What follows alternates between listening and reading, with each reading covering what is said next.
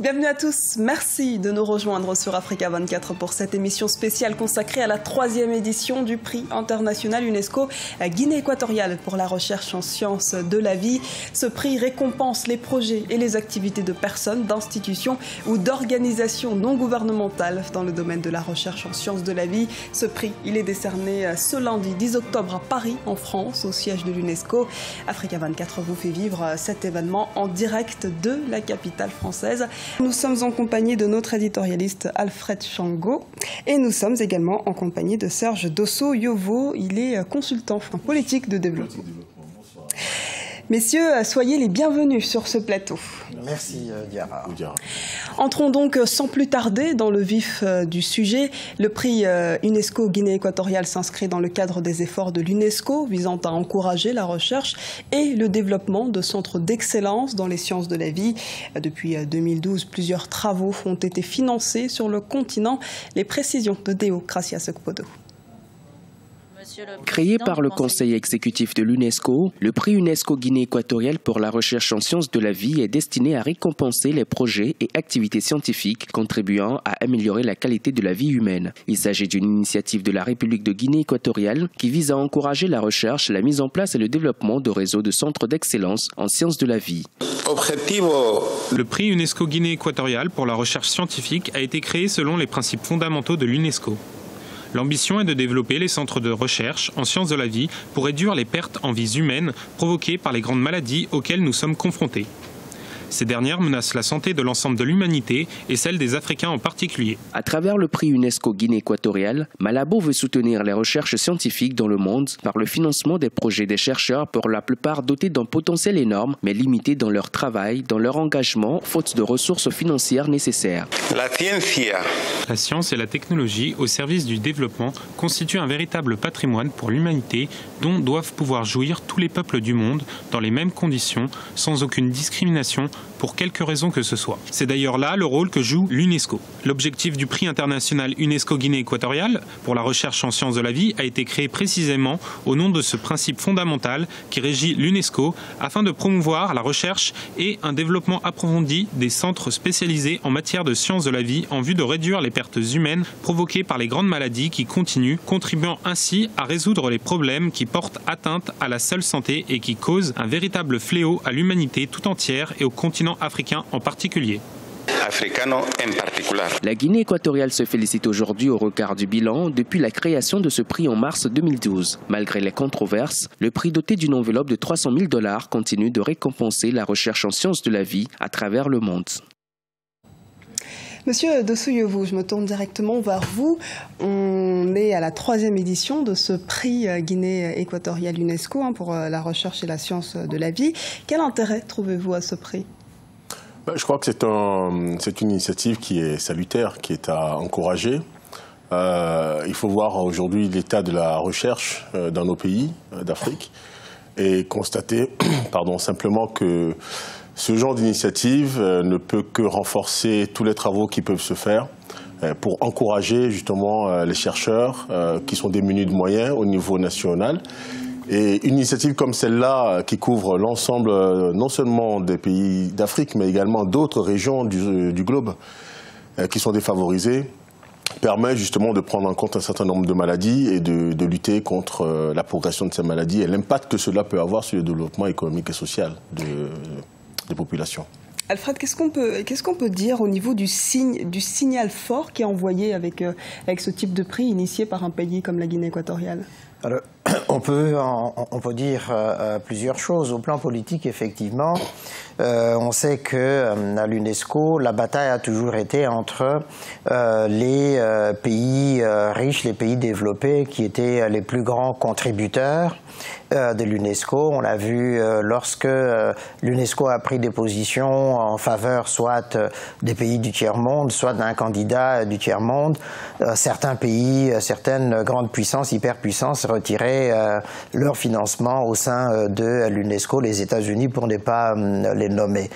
Et donc, effectivement, lancer un prix comme ça, au nom d'un pays africain, même si au départ c'était au nom du président de la Guinée équatoriale, mais au nom d'un pays africain, pour soutenir, pour inciter à la recherche, c'est quelque chose de nouveau et de très intéressant. Je pense effectivement que par-delà l'UNESCO, il s'agit d'inspirer aussi aux autres chefs d'État africains de voir. Serge rappelait ici que les centres de recherche et les laboratoires en Afrique sont très rares, ça se compte sur les doigts de la main, et que donc la plupart des centres qui existent aujourd'hui, ce sont des dépendances des centres de recherche français, par exemple, ce qui n'a aucun sens pour des pays indépendants depuis au moins plus de 50 ans, les pays africains, donc où il faut qu'il y ait des pôles justement de recherche, des centres de recherche, des laboratoires, notamment en cette matière-là des sciences de la vie. Merci Alfred pour ces précisions. On va retrouver tout de suite notre envoyée spéciale qui est sur place, Marie-Angèle Touré, qui est au siège de l'UNESCO à Paris, en France. Le choix final du ou des lauréats appartient bien sûr à cette directrice, et ça a été le cas. Cela veut dire que c'est avant tout le mérite et la ténacité des lauréats qui est récompensé. Attribuer un prix tel que celui-ci permet donc d'attirer l'attention sur l'importance de la recherche scientifique. Il permet d'encourager les chercheurs africains à rester sur place et ne pas se replier vers l'Occident pour mener leurs recherches. Et enfin, encourager la recherche, c'est aussi réduire à terme la dépendance de l'Afrique vers les pays développés. Merci à vous, chers téléspectateurs, d'avoir suivi ce prix en direct sur Africa 24. Nous venons donc de suivre la cérémonie du prix international UNESCO Guinée équatoriale en direct du siège de l'UNESCO à Paris en France, un prix initié par la Guinée équatoriale en collaboration avec l'UNESCO. Les 3 lauréats ont donc reçu leur prix. Le professeur brésilien Manuel Barral Neto, un Brésilien qui œuvrait notamment en faveur dans le domaine des maladies transmissibles.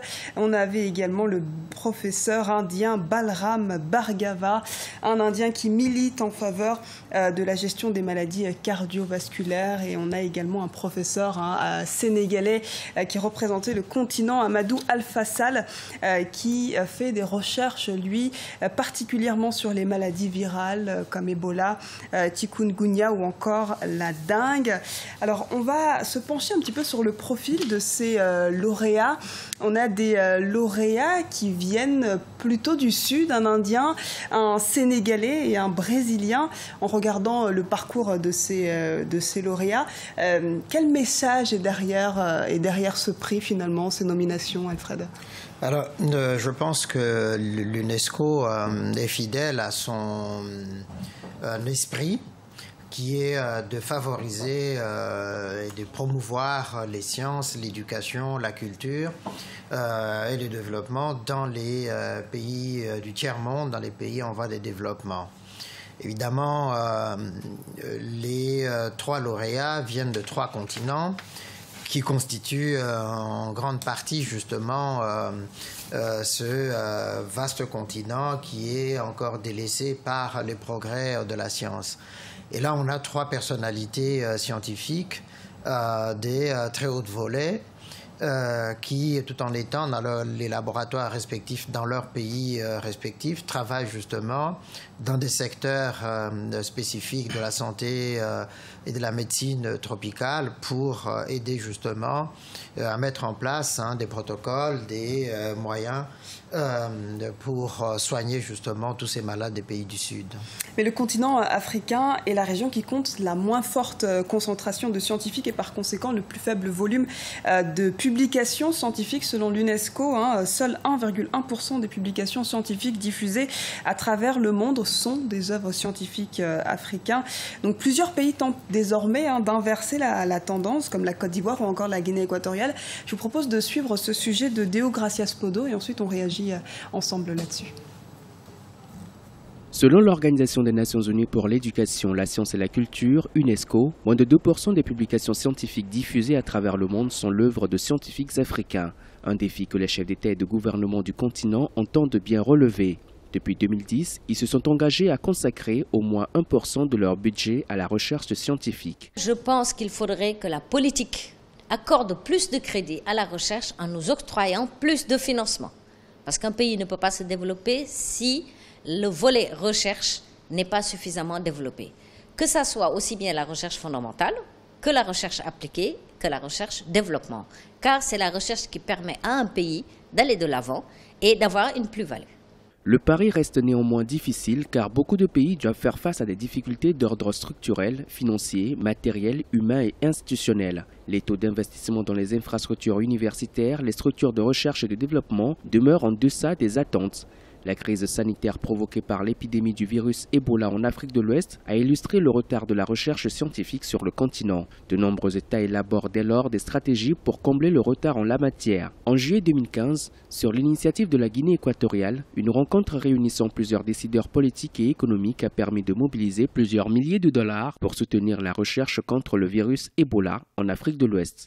Il est important que nous fassions preuve d'ingéniosité au niveau de l'accès aux fonds compétitifs nationaux, régionaux et internationaux. Il en existe un très grand nombre. La recherche scientifique est aujourd'hui présentée comme une source d'innovation et de découverte pour le développement en Afrique. La plupart des États accusent un sérieux retard dans ce domaine. Certains experts proposent que les formations et les budgets alloués à l'enseignement supérieur soient revisités et mis en adéquation avec les défis actuels en Afrique. Serge Dosso-Yovo, je me tourne vers vous. L'Afrique, évidemment, ne manque pas de talent. Hein.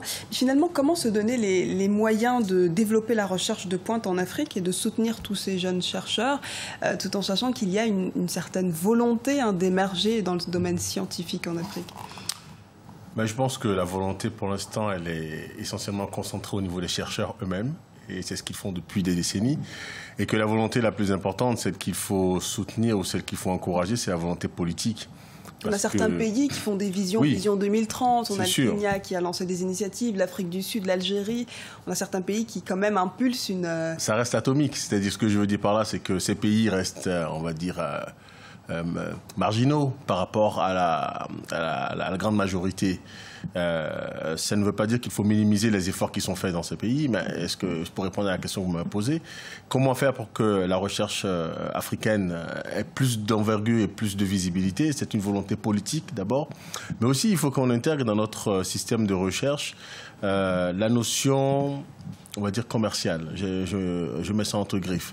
Lorsque la recherche va prendre une ampleur économique, parce que ce que nous allons développer, nous allons pouvoir l'échanger ou le vendre à l'étranger, ce sont ces éléments qui ramènent ou qui génèrent des revenus supplémentaires pour les laboratoires, pour les centres de recherche, en plus de ce que l'État doit faire pour que les moyens mis à disposition de ces chercheurs soient de plus en plus conséquents. Alfred, il faudrait que la dimension économique soit intégrée pour que la recherche soit plus attractive, à votre avis? Absolument, absolument. Surtout dans la recherche, j'allais dire, pratique, hein, qui doit déboucher sur des résultats concrets et qui peuvent se matérialiser directement sur le terrain. Donc il faut soutenir cela. Mais je pense effectivement que les États africains aujourd'hui n'ont pas les moyens de financer justement la recherche dans chaque État. On l'a dit, il faut le répéter encore. C'est la coopération. C'est ça, la mutualisation des moyens. Et d'ailleurs même, on pourrait aller plus loin en disant que les privés africains peuvent être associés justement à la recherche. C'est ce qu'on voit dans les grandes nations scientifiques développées, où la recherche est à la fois soutenue par la recherche publique, par les financements publics, mais plus par les financements privés, parce que ça demande vraiment beaucoup de moyens. Mais quand on voit un président comme le président de la Guinée équatoriale qui mobilise 3 millions de dollars pour aider justement ces chercheurs africains mais aussi internationaux à émerger dans certains domaines de la santé pour améliorer toutes ces qualités de vie, finalement, qu'est-ce qu'ils attendent les autres chefs d'État? Ce qu'ils attendent, je crois que c'est une sensibilisation. Et c'est en cela qu'il faut saluer, malgré tout ce qui peut se dire autour de ce prix, c'est en cela qu'il faut saluer cette initiative. Je crois que la 3e édition de ce prix doit interpeller tous nos chefs d'État, tous ceux qui dirigent nos États et nos pays, de façon à se mettre ensemble, comme disait Alfred tout à l'heure, sur certains sujets. Parce que finalement, quand on parlait de dimension économique tout à l'heure, il y a certains marchés qui sont étriqués. C'est-à-dire que si aujourd'hui, le Bénin ou le Togo tout seul se mettent à faire faire de la recherche pour leur marché interne, ce ne serait pas rentable. En revanche, qu'est-ce qui bloque ces coopérations finalement intra-régionales? Vous savez, il y a très peu de choses qui bloquent, mais essentiellement, il n'y a pas de moyen de communication inter-africain, par exemple.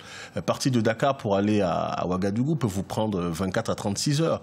Lorsque aller de Paris à Rome, c'est quoi? 2 heures. Voilà. Donc, ce sont des éléments aussi simples, aussi banals, qui font que... je prends le coup des télécommunications aussi. L'échange de données. Quelqu'un qui a un centre de recherche à Dakar pour échanger avec un autre qui est à Abidjan, ce n'est pas si évident. On a Internet aujourd'hui, mais il faut voir aussi la facilité avec laquelle ces moyens, ces infrastructures sont déployés au niveau de ces centres de recherche. Donc je crois que l'investissement au niveau des États, mais également au niveau du privé, c'est pour financer la recherche directement, mais c'est également pour financer tout l'écosystème qui accompagne les infrastructures de recherche.